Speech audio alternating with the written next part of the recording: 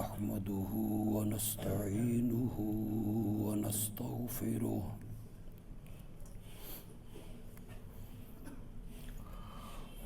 ونعوذ بالله من شرور أنفسنا ومن سيئات أعمالنا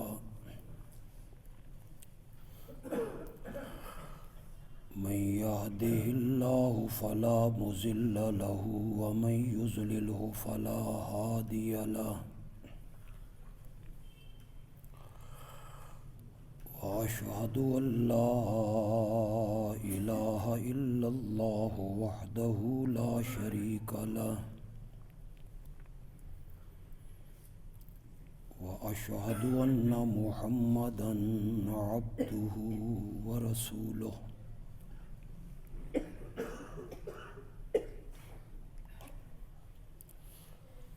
أما بعد فأعوذ بالله من الشيطان الرجيم بسم الله الرحمن الرحيم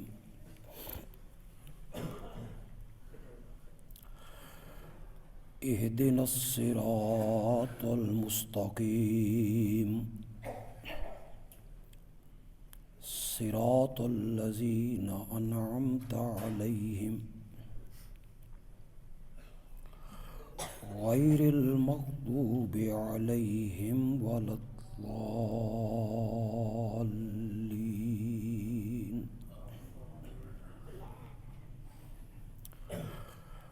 اللهم صل على محمد وعلى آل محمد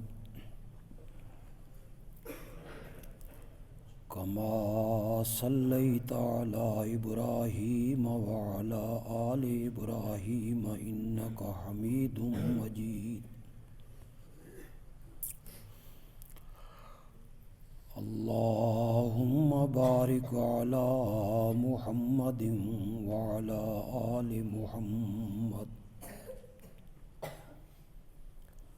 كما باركت على إبراهيم وعلى آل إبراهيم إنك حميد مجيد. تو جواب بتاؤ.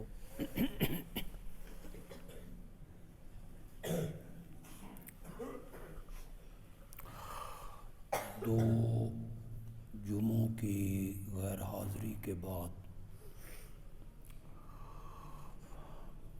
آج ایک مرتبہ پھر آپ سے مخاطب ہوں.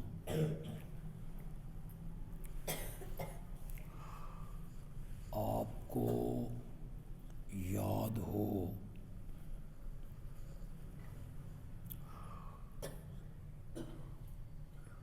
پہلے خطبات میں صراط مستقیم کی وضاحت اور تفسیر بیان ہو رہی تھی.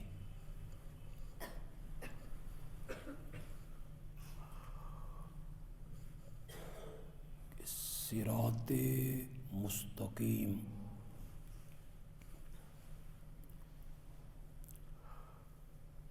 راستہ ہے ان لوگوں کا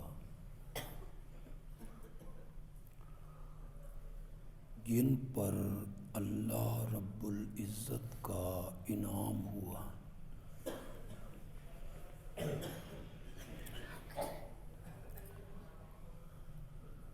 ان انعام یافتہ لوگوں میں پہلا درجہ ہے انبیاء کا،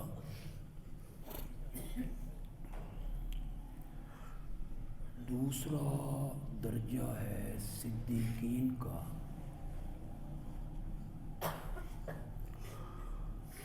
تیسرا درجہ ہے شہداء کا،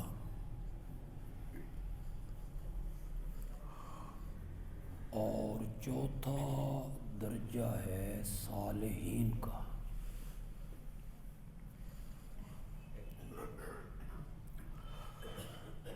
صراط مستقیم وہ راستہ ہے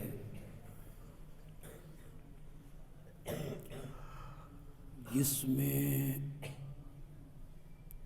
عبادت اور پکار صرف اللہ ہی کی ہوتی ہے۔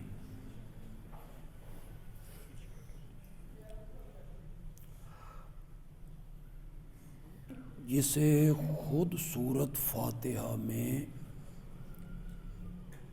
بیان کیا گیا، ایاک نعبد و ایاک نستعین۔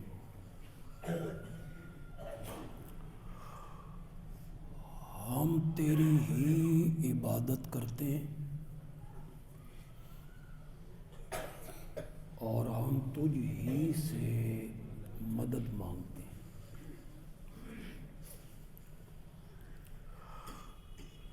یہ جو راستہ ہے تیری ہی عبادت کرنا اور تجھ ہی سے مدد مانگنا، اہدنا الصراط المستقیم، ہمیں مرتے ٹائم تک اسی رستے پر ثابت قدم رکھ۔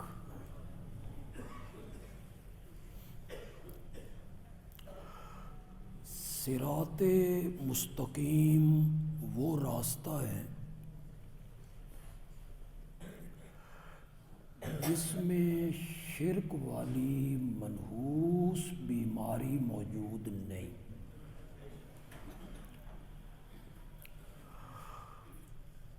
کہ اللہ نے سورۃ انعام میں سارے نبیوں کا تذکرہ کر کے فرمایا، وَاجْتَبَيْنَاهُمْ وَهَدَيْنَاهُمْ إِلَىٰ صِرَاطٍ مُّسْتَقِيمٍ۔ ہم نے اپنے سب نبیوں کو سیدھے راستے پر چلایا۔ آگے کہا وَلَوْ أَشْرَكُوا، اگر یہ پیغمبر بھی شرک کرتے تو اللہ ان کے نیک اعمال بھی برباد کر کے رکھ دیتا۔ معلوم ہوا صراط مستقیم وہ راستہ ہے جس میں شرک والی بیماری موجود ہو۔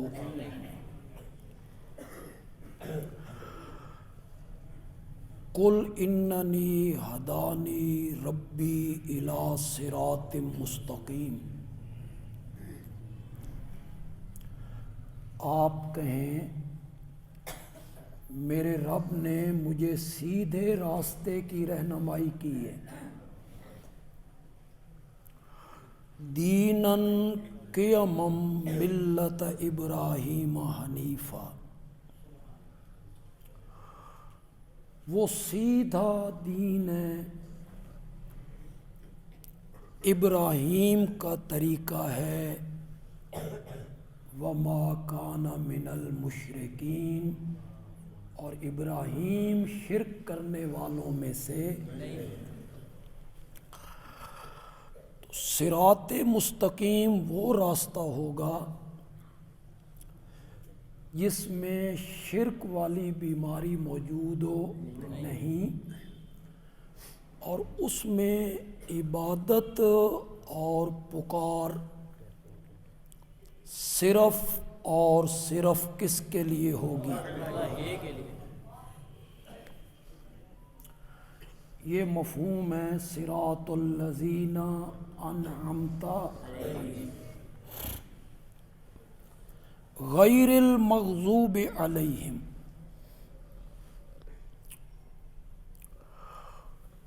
ان لوگوں کے راستے پہ نہ چلا جن پہ تیرا غضب ہوا، ولا الضالین، اور ان لوگوں کے راستے پہ بھی نہ چلا جو راستے سے بھٹک گئے، گمراہ ہو گئے۔ اب یہاں تین جماعتیں ہیں۔ ایک جماعت کے راستے پر چلنے کی دعا، وہ کون ہے؟ انعمت علیہم۔ دو جماعتوں کے راستے سے بچنے کی دعا، ان میں ایک جماعت ہے مغضوب علیہم اور دوسری جماعت ہے ضالین۔ تھوڑا سا ایک اشکال ذہن میں پیدا ہوتا ہے، پتہ نہیں آپ کے ذہن میں کبھی آیا یا نہیں آیا۔ جو مغضوب علیہم ہیں، جن پہ اللہ کا غضب ہوا، کیا وہ ضالین نہیں ہیں؟ ضالین ہیں تبھی تو ان پہ غضب ہوا، اور جو ضالین ہیں ان پہ اللہ کی رحمتیں برسنی، ان پہ اللہ کا مغضوب علیہم وہی ہوتے ہیں جو راستے سے بھٹکتے ہیں، اور جو راستے سے بھٹکتے ہیں وہ مغضوب علیہم ہوتے ہیں۔ پھر اللہ نے ان کو الگ الگ کیوں ذکر کیا؟ مغضوب علیہم کو الگ ذکر کیا اور ضالین کو، حالانکہ ہر وہ آدمی جس پہ اللہ کا غضب ہوا ہے وہ گمراہ ہے، اور جو آدمی گمراہ ہے اس پہ اللہ کا، ان کو الگ الگ کیوں ذکر کیا؟ ایک فرق تو حدیث میں ہوا۔ عدی ابن حاتم رضی اللہ تعالی عنہ کو میرے پیارے پیغمبر صلی اللہ علیہ وسلم نے فرمایا کہ مغضوب علیہم سے مراد ہیں یہودی، اور ضالین سے مراد ہیں عیسائی۔ ہم نماز میں دعا مانگتے ہیں، یا اللہ ہمیں یہودیوں کے راستے پہ بھی نہ چلا اور ہمیں عیسائیوں کے راستے پر بھی نہ چلا، ہمیں چلا تو ان لوگوں کے راستے پہ چلا انعمت علیہم، جن پہ تیرا کیا ہوا۔ اب آپ فرق سمجھ گئے۔ میں ایک دو فرق اور بھی ذکر کروں گا، آج کے جمعے میں تو نہیں، آنے والے جمعوں میں انشاءاللہ۔ لیکن ایک فرق آپ کے ذہن میں آیا، مغضوب علیہم سے مراد کون ہے؟ یہودی، اور ضالین سے مراد کون ہے؟ عیسائی۔ انہوں نے اپنے دین میں غلو کیا، یہودیوں نے بھی غلو کیا، شرک کے راستے پر چلے، عیسائیوں نے بھی اپنے دین میں غلو کیا اور یہ بھی شرک کے راستے پر چلے۔ قالت الیہود عزیر ابن اللہ وقالت النصارى المسیح ابن اللہ۔ یہودیوں نے کہا عزیر اللہ کا بیٹا ہے، اور عیسائیوں نے کہا کہ عیسیٰ اللہ کا بیٹا۔ یہ غلو فی الدین ہے۔ حضرت عیسیٰ ماں کی گود میں کہہ رہے ہیں انی عبد اللہ، میں کون ہوں؟ نہ میں ابن اللہ ہوں، نہ میں نور من نور اللہ ہوں، میں اللہ کی جز نہیں، نہ میں اللہ کا حصہ ہوں، انی عبد اللہ، میں کون ہوں؟ اور عیسائیوں نے کیا کہہ رہے ہیں؟ ابن اللہ۔ یہ شرک کی راہوں پہ چلے، انہوں نے کہا ہمارے نبی اللہ کی جز ہیں۔ یہ تھوڑا سا ذہن میں رکھیں گے، پھر آگے تھوڑی سی تفصیل اس کی کر دیتے ہیں۔ اللہ کی جز ہیں، اللہ میں سے ہیں۔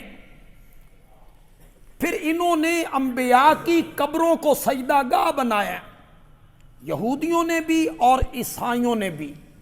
बुजुर्गों की कब्रों को, अंबिया की कब्रों को सजदा गाह बनाया, उनको माबूद माना, उन्हें इब्नुल्लाह माना, उन्हें नूर मिन नूरिल्लाह माना, अपने दीन में गुलूव किया। और मेरे नबी ने फरमाया लानतुल्लाहि अलल यहूद वन नसारा इत्तखज़ू कुबूर अंबियाहिम मसाजिदा। अल्लाह की लानत हो यहूदियों पर और अल्लाह की लानत हो ईसाइयों पर, जिन्होंने अपने अपने नबियों की कब्रों को क्या बना लिया, सजदा गाह बना लिया। ये बुखारी में है, मुस्लिम में है, तिरमिज़ी में है, इब्न माजा में है। जो भी हदीस की किताब आपके घर में हो, बाबो वफातिन नबी निकालो, अपने इंतकाल से पहले मेरे नबी लानत कर रहे हैं यहूदियों पर, जिन्होंने अपने अपने नबियों की कब्रों को, जोर से बोलो, सजदा नाम सुबहान रब्बियल आला कहने का है। लोगों को पागल बनाते हैं कि जब हम मज़ारों को चूमते हैं या माथा रखते हैं तो हम कोई सुबहान रब्बियल आला कहते हैं। जाओ अपने उलमा से पूछो, अगर एक आदमी अपना माथा नमाज में ज़मीन पे टेक देता है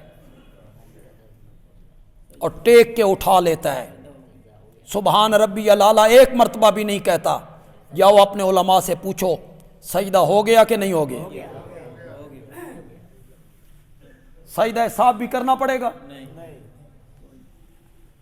सजदा नाम सुबहान रब्बियल आला कहने का नहीं है। बिचारी आवाम को, जाहिल आवाम को पागल बनाते रहते हो। सजदा नाम वुजू करके जमीन पे माथा टेक के सुबहान रब्बियल आला कहने का नाम सजदा नहीं है। सजदा नाम है माथे को जमीन पे टेकने का, चाहे सुबहान रब्बियल आला पढ़े या न पढ़े। तुम इसे जवाज फराम करते रहते हो, जो मज़ारों को बोसे देते हो, माथा टेकते हो, ये तो सजदा नहीं है जी, बोसा है जी। मैं तुम्हें एक हदीस सुनाऊं तो तुम हैरान हो जाओ। मेरे आका इमामुल अंबिया हज़रत मोहम्मद मुस्तफ़ा सल्लल्लाहु अलैहि वसल्लम तशरीफ़ लाए। सहाबा आपके सामने उठ खड़े हुए। अल्लाह अकबर, क्या मेरे नबी की आइज़ी। आप आए, वो उठ खड़े हुए। मेरे नबी ने फरमाया ये क्या आजमियों का तरीका तुमने अपना रखा है, आइंदा जब मैं महफिल में आऊं तो कोई मेरे लिए खड़ा। ये है दीन, ये है मेरे नबी की तालीमात। मेरे नबी ने ये तालीमात नहीं दी कि अंबिया की कब्रों पर बोसे देते रहो, माथे टेकते रहो। ये मेरे नबी की तालीम नहीं थी। माथा टेक देने का नाम क्या है? और ये हक मखलूक में से किसी को हासिल नहीं। सजदे के लायक अगर कोई है सिर्फ कौन है? उसके आगे सजदा नहीं ना करना, फिर झुको ताबूतों के आगे। खालिस उसका सजदा नहीं ना करना, फिर सजदे करो ताजियों के आगे। उसका सजदा नहीं ना करना, फिर झुको गाय के आगे, फिर झुको घोड़े के आगे, फिर झुको बंदरों के आगे। बंदरों के आगे खड़े, बंदर उनके सर पे यूं हाथ मार रहा है, ये खुश है। अशरफुल मखलूकात, वो एक सजदा जिसे तू गिरां समझता है, हजार सजदों से देता है आदमी को।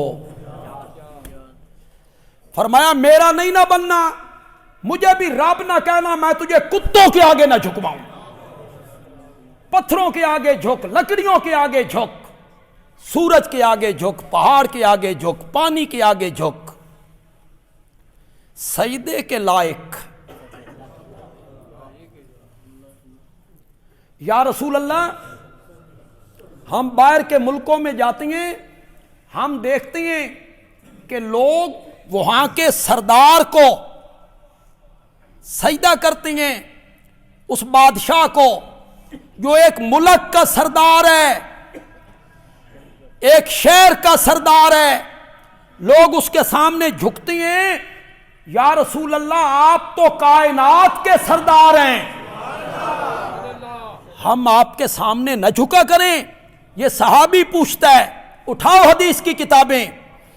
میرے نبی نے فرمایا اگر اللہ کے سوا کسی کا سجدہ جائز ہوتا تو میں بیوی سے کہتا،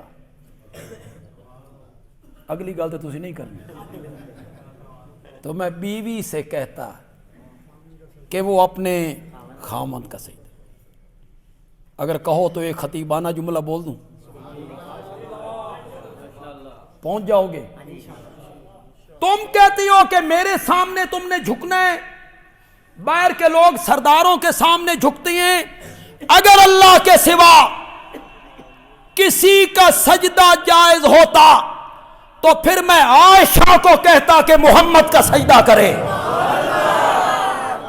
پھر میں حفصہ کو کہتا کہ وہ میرا سجدہ کرے، پھر میں زینب کو کہتا، پھر میں میمونہ کو کہتا کہ وہ میرے آگے جھکیں، پھر میں بیوی کو کہتا کہ وہ خامند کا کیا کرے۔ جتنے لوگ یہاں بیٹھے ہو پڑھے لکھے لوگ ہو، جب پڑھے لکھے لوگ شرک کی راہوں پہ چلتے ہیں تو مجھے بڑا دکھ لگتا ہے۔ پڑھے لکھے لوگ تعلیم یافتہ سکول کالج یونیورسٹیوں کے، وہ جب اس طرح کے کرتوت کرتے، ایک جاہل بندہ اجڑ الف نو کلی سمجھن والا وہ شرک کرتا ہے، مجھے اتنا تعجب نہیں ہوتا، جاہل ہے۔ ایک وہ آدمی ہے جس کے پاس تعلیم ہے، علم ہے، نور ہے، عقل ہے، دانش ہے، پھر وہ مزاروں پہ جھکتا ہے، غیر اللہ کی نیازیں دیتا پھرتا ہے۔ مجھے جو کچھ دے رکھا ہے میرے حضرت صاحب کی نظر کرم ہے، اس بندے پہ مجھے بڑا افسوس ہوتا ہے۔ تیری تعلیم نے تجھے کیا سکھایا ہے؟ تیری تعلیم نے تجھے کیا بدلا ہے؟ تجھے جو تعلیم تیرے پاس تھی تو قرآن پڑھنا، میرے نبی کے فرمان پڑھنا، تجھے پتہ چلے کہ شریعت کیا ہے۔ شریعت یہی ہے جو تم نے بنا رکھی ہے مزاروں پر۔ اگر آج اللہ میرے نبی کو اٹھا کے لائے کہ دیکھ اپنی امت کو کیا کر رہے ہیں تیری امت کے لوگ، یہ تعلیم تھی میرے نبی کی۔ 1,00,000 سے زائد صحابہ ہوئے، کتنے؟ میرا چیلنج کرنے کا نہ میری عادت ہے، نہ میں نے کبھی اس طرح کا لہجہ اختیار کی ہے، صرف سمجھانے کے لیے کہہ رہا ہوں، کوئی چیلنج نہیں ہے۔ 1,00,000 سے زائد صحابہ ہوئے، کسی ایک صحابی کا عمل دنیا کا کوئی بندہ پیش کرے، میرے آقا کی قبر منور کو سجدہ کرنا، چومنا، یہ تو بڑی دور کی بات ہے۔ اس نے میرے نبی کی قبر کو ہاتھ بھی لگایا، لاؤ تمہیں قیامت کی صبح تک مہلت۔ حضرت ابو بکر حضرت عائشہ کے گھر نہیں جا سکتے تھے، ان کی بیٹی کا گھر نہیں تھا۔ حضرت عبد الرحمن حضرت عائشہ کے بھائی نہیں ہیں، عبداللہ ابن زبیر حضرت عائشہ کے بھانجے نہیں ہیں، یہ تو محرم ہے، یہ تو رات دن جب چاہیں اپنی بہن خالہ بیٹی کے گھر جا سکتی ہیں، جاتے بھی ہوں گے۔ کبھی قبر منور کو ہاتھ لگایا ہو، کسی نے وہاں سے مٹی اٹھائی ہو، تم خاک کے شفا اور پتہ نہیں کیا تماشے تم نے بنا کے دنیا کو تباہی کے گھاٹ اتار دیے، شرک کی دلدل پہ دفن کر دیا انہیں۔ تم نے مرنا نہیں ہے، اللہ کو حساب نہیں دینا ہے تم نے، یہ سکھایا ہے میرے نبی نے جو تم کر رہے ہو۔ اسلام کی جملہ تو میں 12 کہا کرتا ہوں لیکن یہاں بڑا سیٹ ہوگا وہ جملہ. اسلام کی اور میرے نبی کی تعلیمات کی سب سے بڑی خوبی یہ ہے کہ وہ لوگوں کی پیشانیاں در در سے ہٹا کے ایک کے دروازے پہ جھکا دیتا ہے. یہی تو خوبی ہے,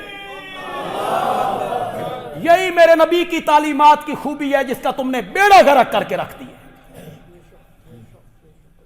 در در پہ جھکتے ہو, جہاں کالی جھنڈیاں پیلی دیکھیں,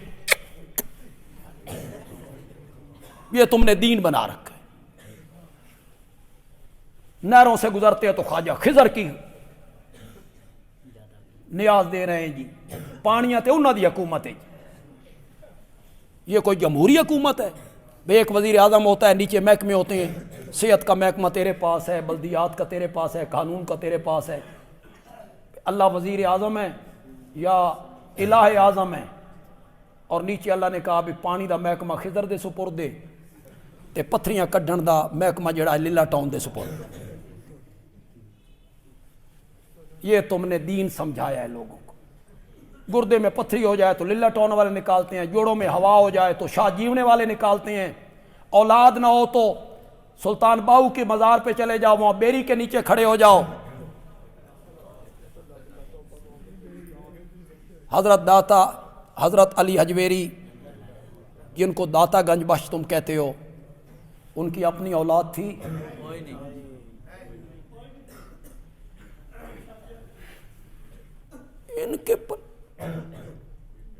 ان کے بچے گونگے ہیں. ہمارے علاقے میں ایک گدی نشین ہے, وہ گدی نشین بول نہیں سکتا, خود اس کی زبان صحیح نہیں ہے, وہ غریب نواز.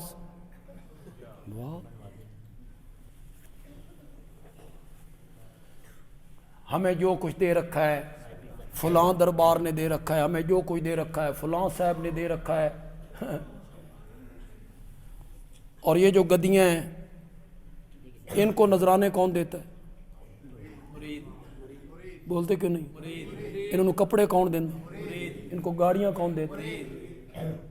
ان کو کھانے پینے کا سامان کون دیتا ہے؟ مرید. ان کو آٹا گندم مرید, فصلوں پہ مرید.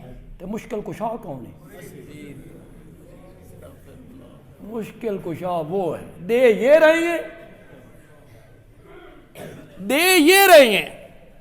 مشکل کشا وہ ہیں, ان کے پلے کیا ہے؟ کچھ بھی نہیں.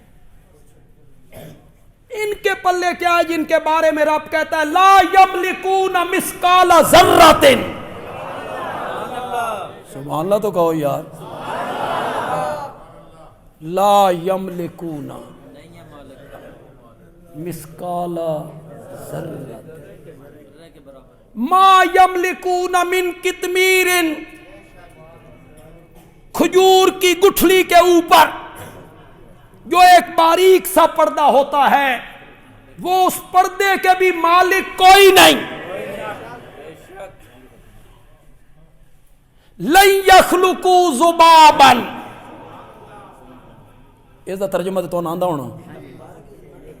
لن یخلقوا ذبابا, وہ ایک مکھی نہیں بنا سکتے. ہوں اگوں آکھ دینا ہے بتوں دے بارے, یہ ایت بتوں کے بارے میں. وہ بت پوجتے تھے. جتنے سمجھدار لوگ بیٹھے ہو, پڑھے لکھے لوگ بیٹھے ہو, خدا کے لیے بولو, عیسائی کس کو پوجتے تھے؟ پھر یہ ایتیں اس کی تردید تو نہیں کرتی. یہ ایتیں یہی کہہ رہی ہیں نا بھی بت نہیں بنا سکتے, عیسیٰ بنا سکتے ہیں. یوں ہی کہتے ہیں نا, وہ بتوں کو پوجتے تھے. عیسائی مائی مریم کو پوجتے, یہودی حضرت عزیر کو پوجتے, عیسائی حضرت عیسیٰ کو پوجتے. میں نے ابھی حدیث پڑھی ہے لعنت اللہ علی الیہود والنصارى اتخذوا قبور کن کی قبروں کو؟ تم کہتے ہو یہ ہم تو انبیاء اولیاء کی پوجا پاٹ یہ کرتے ہیں, یہ ایتیں ہم پہ کیسے فٹ ہو گئی ہیں, عیسائیوں پہ کیسے فٹ ہوگی؟ میرے نبی نے کر دی تھی. غلوف تھا ان میں، یہودیوں میں بھی کیا تھا؟ غلوف تھا، غلوف فی الدین۔ وہ انبیاء کی قبریں پوجتے تھے، وہ کہتے تھے یہ نور من نور اللہ ہیں، یہ اللہ کی جز ہیں، یہ اللہ کا حصہ ہیں۔ اسی لیے سورۃ فاتحہ میں یہ دعا سکھائی، غیر المغضوب علیہم ولا الضالین۔ یہودیوں کے راستے پہ بھی نہ چلا اور عیسائیوں کے راستے پر بھی نہ چلا۔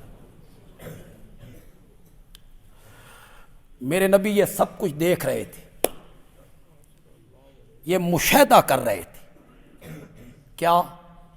کہ عیسائیوں نے اپنے نبیوں کے مقام کو گھٹایا نہیں، بڑھایا ہے۔ یہودیوں نے اپنے نبی کے مقام کو گھٹایا نہیں، کیا کیا ہے؟ بڑھایا ہے۔ میرے نبی یہ مشاہدہ کر رہے تھے، دیکھ رہے تھے یہودیوں کے علماء نے، پیروں نے، احبار نے، رہبان نے، گدی نشینوں نے، درویشوں نے کس طرح شرک کی راہیں کھولی، لوگوں کو خراب کیا، ورگلایا۔ یہ خطرہ تھا میرے نبی کو، کہیں میری امت کے لوگ اسی کا شکار نہ ہو جائیں۔ خطرہ تھا میرے نبی کو، خطرہ تھا۔ اس لیے میرے نبی نے کہا لا تطرونی کما اطرت النصارى عیسی ابن مریم۔ اوے میری امت کے لوگوں، مجھے اس طرح نہ بڑھانا جس طرح عیسائیوں نے مریم کے بیٹے عیسیٰ کو بڑھایا۔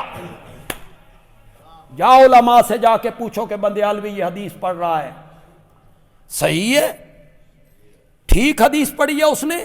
میرے آقا کو یہ خطرہ تھا تو میرے آقا نے یہ ارشاد فرمایا لا تطرونی کما اطرت النصارى عیسی ابن مریم، جس طرح عیسائیوں نے عیسیٰ بیٹے مریم کو بڑھایا، مجھے اس طرح نہ بڑھانا۔ یہ اللہ کی جز ہے، نہ کہنا یہ اللہ کا حصہ ہے، نہ کہنا یہ مالک ہے، مختار ہیں، مشکل کشا ہیں، مختار کل ہیں، نہ کہنا یا رسول اللہ پھر آپ کا مقام کیا ہے، آپ کو کیا کہنا ہے۔ ترجمہ نہیں کروں گا، ہوں میں تو اتنا پڑھا لیا، ابھی تھوڑے تھوڑے لفظوں تو ترجمہ آ گیا۔ بڑے آسان سے لفظ ہیں، آپ کی سبحان اللہ بتائے گی کہ آپ کو سمجھ بھی آ گئی ہے، مزہ بھی آیا ہے۔ مجھے اس طرح نہ بڑھانا جس طرح عیسائیوں نے عیسیٰ بیٹے مریم کو بڑھایا۔ انما انا عبد اللہ، انما انا عبد اللہ ورسولہ، میں اللہ کا بندہ پہلے ہوں، رسول ہو۔ یہ سبق دیا امت کو میرے نبی۔ پھر ایک حدیث ہے، ایک اور حدیث پڑھ دیتا ہوں، لا ترفعونی فوق منزلتی التی انزلنی اللہ تعالی۔ ترفعو اٹھانا، اونچا کرنا، لا ترفعونی فوق منزلتی، جس مقام پہ میرے رب نے مجھے رکھا، جس درجے پہ میرے رب نے مجھے رکھا، مجھے اس درجے سے اوپر نہ لے جانا، مجھے اس درجے سے اوپر نہ لے جانا۔ انما انا عبد اللہ ورسولہ، میں اللہ کا بندہ پہلے ہوں۔ پڑھو کلمہ شہادت، اشہد ان لا الہ الا اللہ وحدہ لا شریک لہ واشہد ان محمدا نورہ۔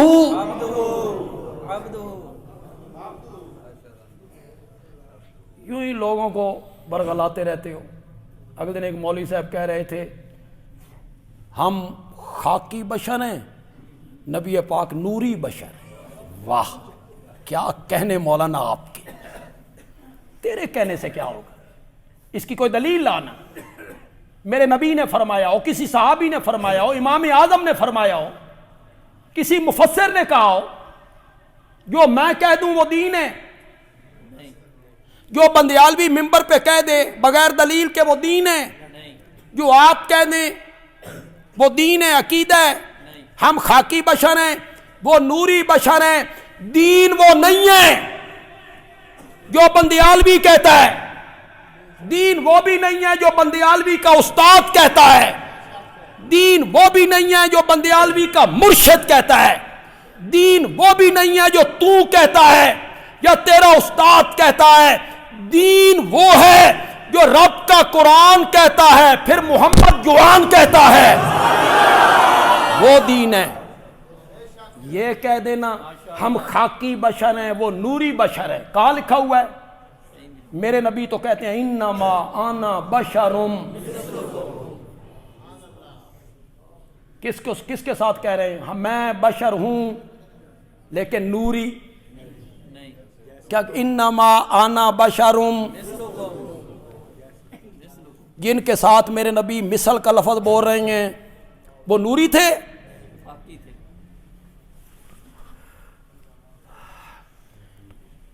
وَأَشْهَدُ أَنَّ مُحَمَّدًا نُورُهُ عَبْدُهُ وَرَسُولُهُ۔ میرے تفسیر کے استاد شیخ القرآن مولانا غلام اللہ خان رحمۃ اللہ، میرے ایک جمعے کا جو ناغہ ہوا نا وہ انہی کے مدرسے کی وجہ سے کہ وہ میرا استاد گھرانہ ہے، وہ میرا مادر علمی، میں نے وہاں سے قرآن کی تفسیر پڑھی، وہ مجھے جب بھی کہیں گے تو میں انکار نہیں کر سکتا، میرے لیے مشکل ہوتا ہے ان کو انکار کرنا کہ ہم نے وہاں سے فیض حاصل کی، اللہ کے قرآن کی تفسیر ہم نے وہاں سے پڑھی۔ وہ ایک بات کہا کرتے تھے، وہ لہجہ میرے پاس نہیں، وہ اخلاص بھی میرے پاس نہیں جو ان کے پاس تھا۔ میں نقل اتار رہا ہوں، نقل میں کتنا مزہ ہے، اصل کیا ہو؟ پسند آئے تو میرے استاد کو دعا دے دیں۔ فرمایا پہلے عبدہ واشہد ان محمدن، پہلے عبدہ پھر رسولہ، مائی آمنہ کے گھر پیدا ہوئے، زور سے بولو، زور سے بولو، عبدہ مائی حلیمہ کا دودھ پیا، عبدہ مکے میں بکریاں چرائیں، عبدہ حضرت خدیجہ سے نکاح کیا، عبدہ شام کے علاقے میں تجارت کے لیے گئے، عبدہ 40 سال کے بعد رب نے سر پہ نبوت کا تاج رکھا تو رسولہ، پہلے کیا تھا؟ عبدہ، پھر 40 سال کے بعد تاج نبوت سر پہ آیا تو پھر کیا بن گیا؟ رسول۔ میرے نبی کو خطرہ تھا کہیں میری امت بھی میرے ساتھ وہی سلوک نہ کرے جو عیسائیوں نے حضرت عیسیٰ سے کیا، مجھے میرے مرتبے سے بڑھائیں، مجھے نور من نور اللہ کہنے لگے، مجھے عالم الغیب کہنے لگے، مجھے مختار کل کہنے لگے، مجھے مالک کہنے لگے۔ یہ غلو ہے، غلو، اللہ غلو سے بچائے۔ آکے روزے نو تکنا ہے حج دا تے بہانہ ہے، یہ غلو ہے، غلو جی، مقصد روزے نو تکنا ہے حج دا تے بہانہ ہے، جو فرض ہے وہ بہانہ ہے، یہ غلو ہے۔ وہی جو مستوی تھا عرش پہ خدا بن کر اتر پڑا مدینے میں مصطفیٰ بن کر، یہ غلو ہے، غلو ہے۔ وہی جو مستوی تھا عرش پہ خدا ہو کر، انا للہ، یہ قرآن نے عیسائیوں کا عقیدہ ذکر کی، وہ کہتے وہی جو اللہ تھا وہ زمین پہ آ کے عیسیٰ ہو گئے، قرآن نے ان کا عقیدہ بیان کیا۔ وہی جو مستوی تھا عرش پہ خدا ہو کے،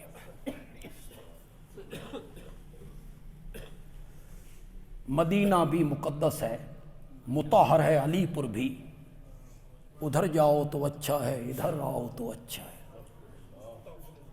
تیرا علی پور مدینے کے برابر ہو؟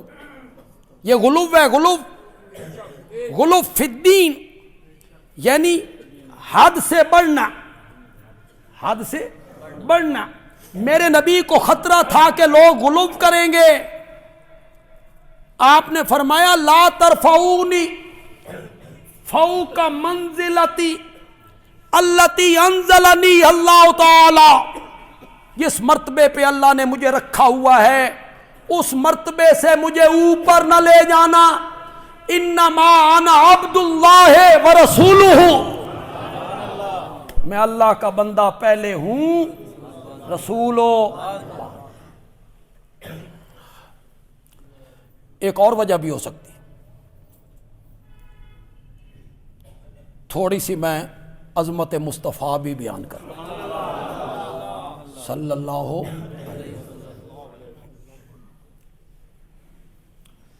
ایک اور وجہ بھی ہو سکتی، میرے نبی نے یہ کیوں کہا مجھے بڑھانا نہیں، یہ نہیں کہا مجھے گھٹانا نہیں، مجھے گھٹانا نہیں، یہ کہیں نہیں کہا، اس کا خطرہ نہیں تھا، گھٹانے کا خطرہ نہیں تھا۔ کیوں؟ جن کو آپ دیکھ رہے تھے وہ اپنے نبیوں کو کیا کر رہے تھے؟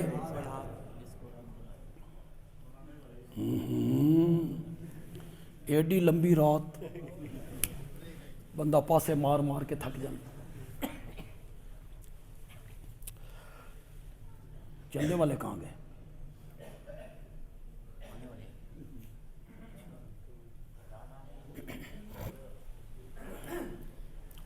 توجہ ہے آپ کی؟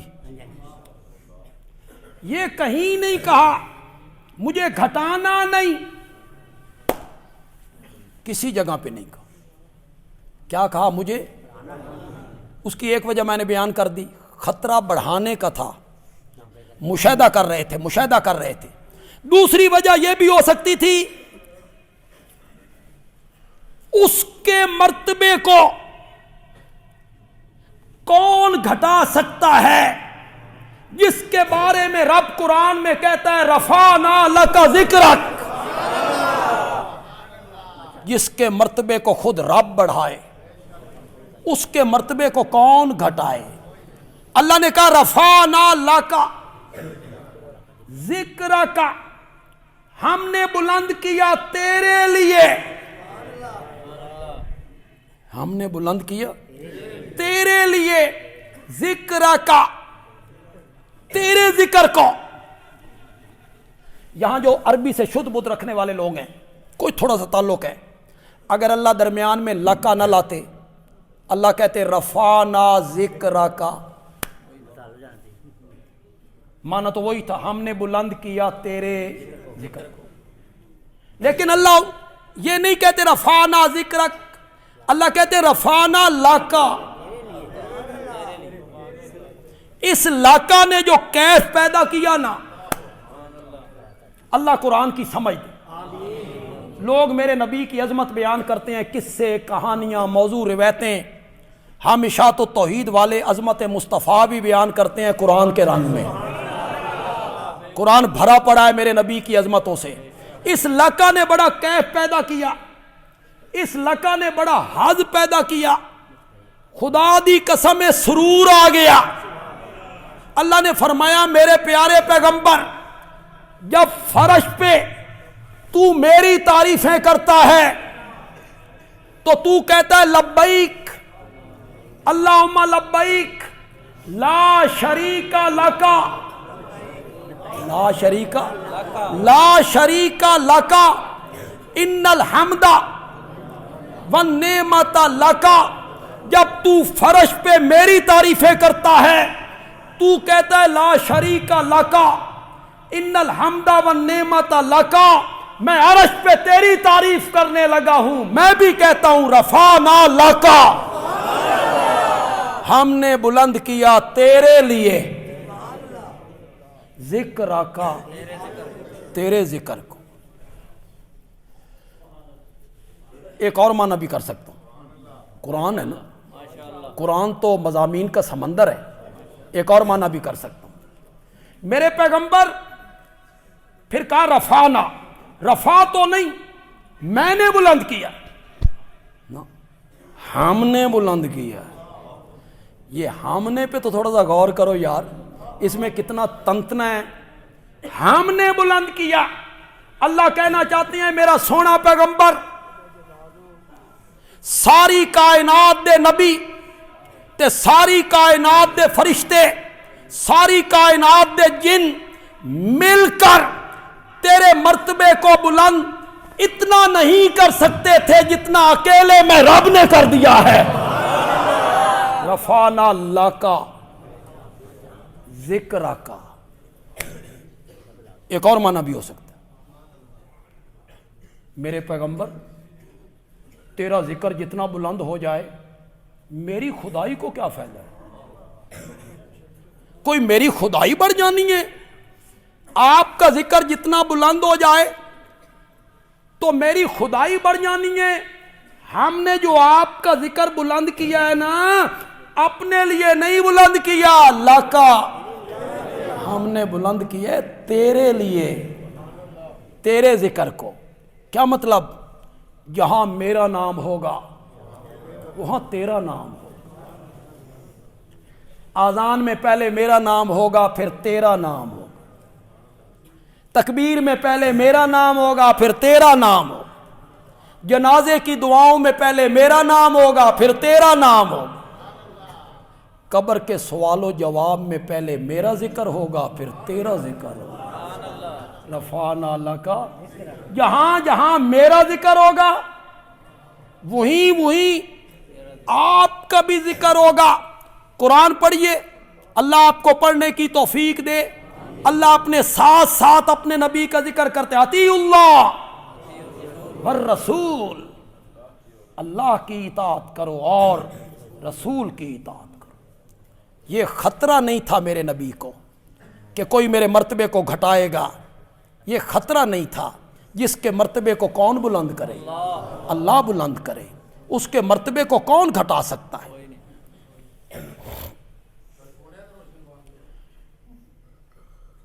ٹھیک ہے، آپ نے اچھا یاد دلایا۔ پتہ نہیں آج 21 رجب ہے کہ 22 رجب، 21 رجب 22 ہوں تو کتنا پک کے کھاک ہوئے نہیں گیا ہونے۔ یہ جو کنڈے ہیں نا، 22 رجب ہے، اس کو منسوب کیا گیا حضرت جعفر صادق کی طرف رحمت اللہ علیہ۔ نہ 22 رجب کو حضرت جعفر صادق کا پیدائش ہے نہ ان کی وفات، نہ جاؤ کسی سے پوچھ۔ 22 رجب کو انتقال فرمایا حضرت سیدنا معاویہ رضی اللہ تعالی عنہ۔ ان حضرات کی جو ڈائریاں چھپتی ہیں اس میں 22 رجب جہاں آتی ہے تو وہاں لکھا جاتا ہے یوم مسرت،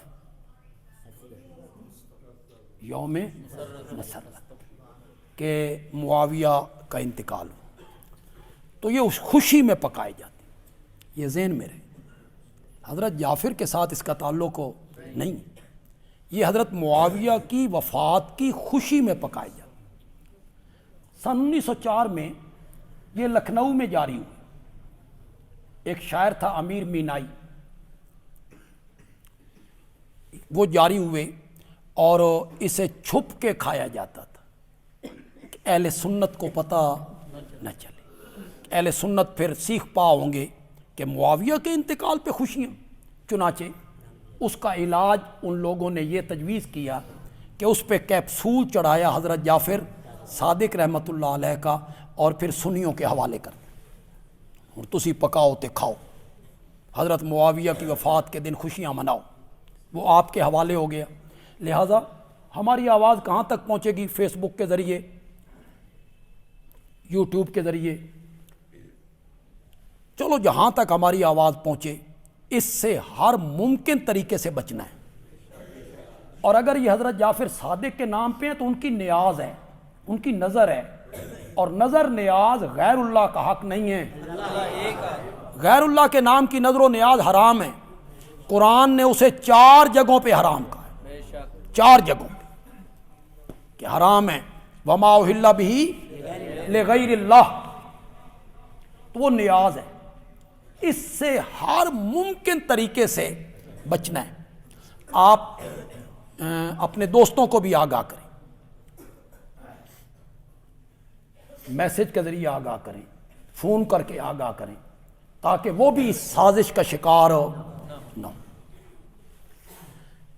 ایک بات میں دورہ تفسیر قرآن کے حوالے سے کرنا چاہوں گا۔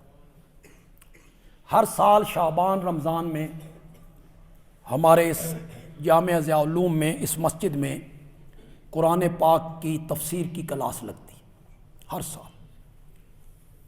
اس کو تقریباً 68 سال ہو گئے۔ پہلے میرے والد صاحب پڑھایا کرتے تھے، پھر حضرت نیلوی رحمۃ اللہ علیہ پڑھایا کرتے۔ حضرت نیلوی رحمۃ اللہ علیہ کی زندگی میں نے پڑھانا شروع کیا، اب وہ ذمہ داری مجھ پر ہے۔ تو یہ تقریباً 50 دنوں میں، تقریباً 50 دن، 45-50 دنوں میں پورے قرآن کا ترجمہ بھی، تفسیر بھی۔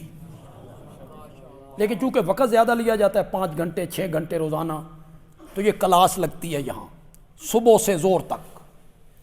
آپ میں جو نوجوان ہیں، قرآن سیکھنا چاہتے ہیں، پڑھنا چاہتے ہیں اور فارغ ہیں یا کچھ وقت وہ نکال سکتے ہیں، میں ان کو دعوت دوں گا کہ وہ اس موقع سے فائدہ اٹھائیں، اللہ کے قرآن کے ساتھ جڑیں، اللہ کے قرآن کو سمجھنے کی کوشش کریں۔ ایک آیت کا مفہوم اور تفسیر سمجھ لینا کئی مقبول نفلوں سے زیادہ ثواب رکھتا ہے۔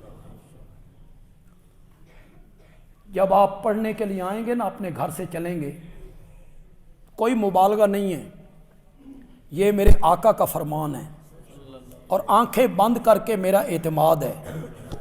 میرے آقا نے فرمایا جب کوئی علم پڑھنے کے لیے اپنے گھر سے باہر قدم رکھتا ہے تو فرشتے اس کے قدموں کے نیچے پر بچھاتے ہیں۔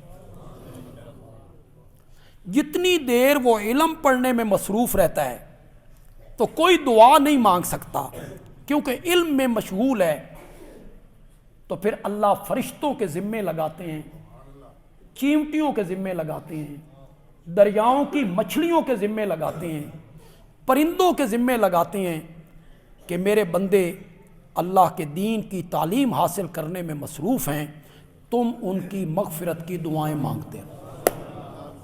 اتنی دیر جتنی لوگ ہیں، مخلوق ہے، وہ اس کے لیے دعائیں مانگتے ہیں۔ تو یہ تو سب سے بڑا علم کس کا ہے؟ اس سے بڑا علم کوئی نہیں۔ تو جو نوجوان ہیں اگر فارغ ہیں، سکول کالج میں جا رہے ہیں، تو میں انہیں نہیں کہہ سکتا ہاں اتوار کے دن آ جایا کریں، جس دن چھٹی ہو اس دن آ جایا کریں، شامل ہو جایا کریں۔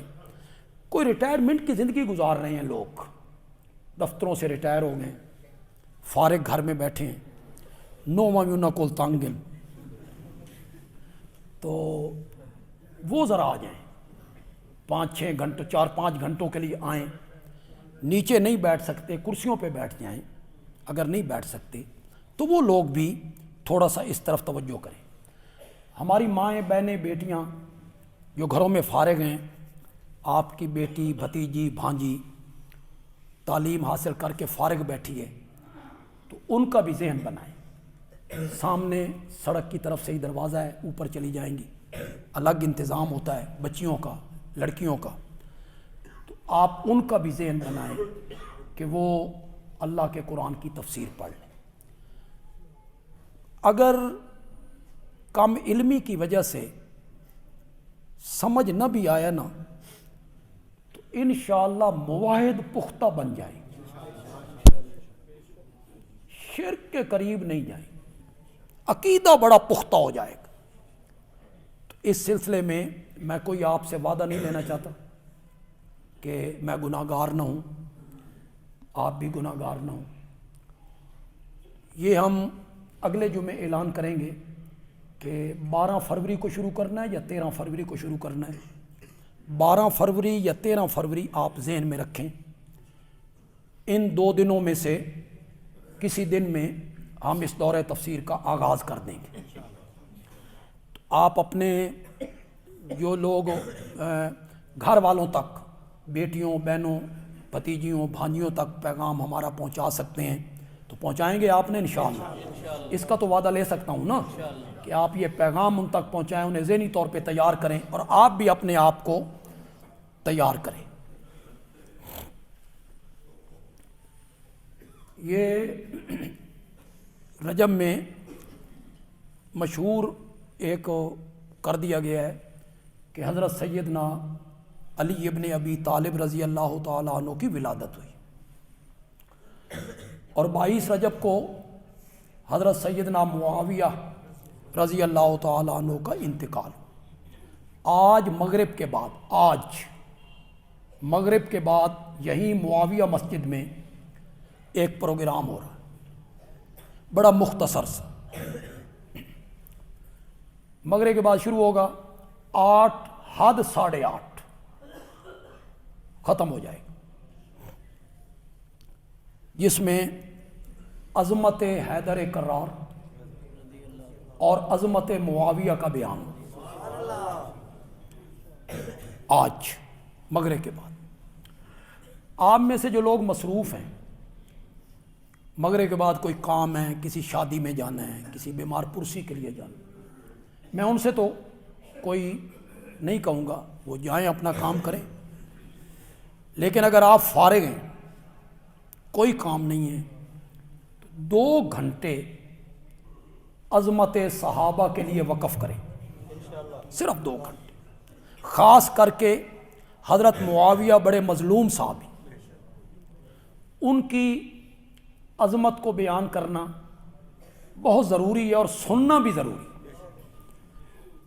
تو میں آپ کو درخواست کروں، گزارش کروں، سردی بھی اتنی نہیں رہ گئی، اب گھروں سے آپ نکل سکتے ہیں موٹر سائیکلوں پر. مغرب کی نماز آپ معاویہ مسجد میں آ کے پڑھیں. یہ جو ہماری تقریریں ہیں،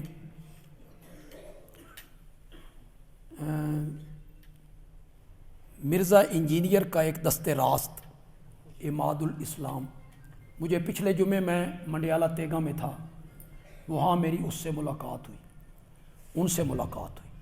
اچھے آدمی، عالم ہیں، اہل علم ہیں، درس نظامی سے فاضل ہیں، اور قرآن کا تلفظ بھی بڑا اچھا ہے. مرزا صاحب کے وہ دست راست ہیں. انہوں نے مجھے کہا کہ میں آپ کی ایک دلیل سے متاثر ہو کر آپ کو ملنے آ گیا ہوں، وہ جو آپ کہتے ہیں کلن وعد اللہ الحسنی. اس آیت نے میرے دل پہ اثر کیا ہے کہ سارے صحابہ قرآن کہتا ہے جنتی ہیں، تو پھر ہم ان کی غلطیاں گنوانے میں لگے ہوئے ہیں اور ہم ان پر تنقید کرنے میں لگے ہوئے ہیں. اس کا فائدہ ہوتا ہے ان چیزوں کا. بڑے لوگوں میں انقلاب آیا، تو بلکہ انہوں نے تو مجھے کہا کہ میں کسی جمعے پہ آپ کے پاس آ جاؤں گا. اب آپ بتائیں جی، جتنے میرے مقتدی ہیں، معاویہ مسجد کے ارد گرد سے آنے والے احباب ہیں جو جمعہ پڑھنے کے لیے آتے ہیں، آپ حضرت علی رضی اللہ تعالیٰ عنہ اور حضرت معاویہ رضی اللہ تعالیٰ، ان دونوں شخصیات کے لیے آپ 2 گھنٹے فارغ کریں گے کہ نہیں کریں گے؟